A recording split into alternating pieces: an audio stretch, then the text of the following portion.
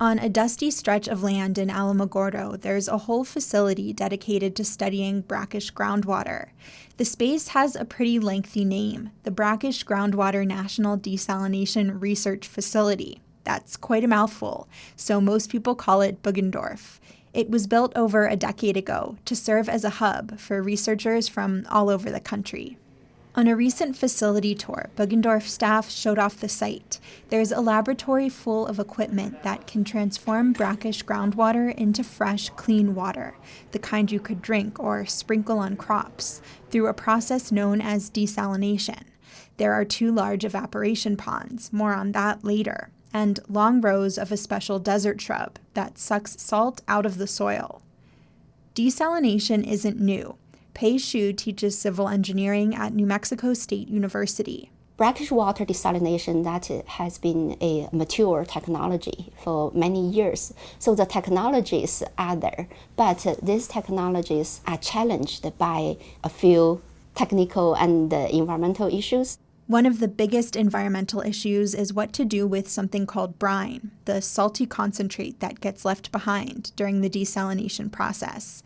This is a unique challenge for inland states like New Mexico. Coastal cities have a vast supply of salty seawater.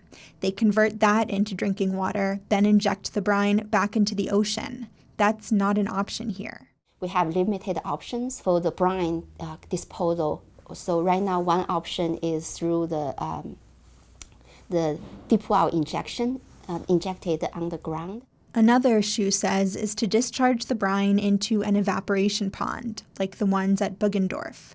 Once the water evaporates, the salt can be carted off somewhere else.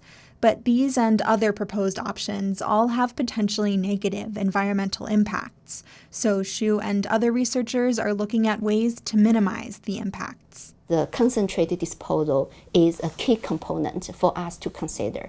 Another major challenge is simply the cost. Desalination is expensive, and that cost will likely fall on consumers in the form of higher water bills. Phil King is with the Civil Engineering Department at NMSU. We've been blessed with very cheap water for a long time. We are not going to run out of water, however, we are out of cheap water. That's why Buggendorf was founded. The goal is for researchers to develop the most cost-effective desalination technologies so consumers aren't hit quite as hard. Alamogordo is currently building a desalination plant. Water experts hope breakthroughs at the nearby research facility will keep the costs down and the environmental impacts minimal, and provide a model to other inland states. For KRWG Public Media, I'm Mallory Falk.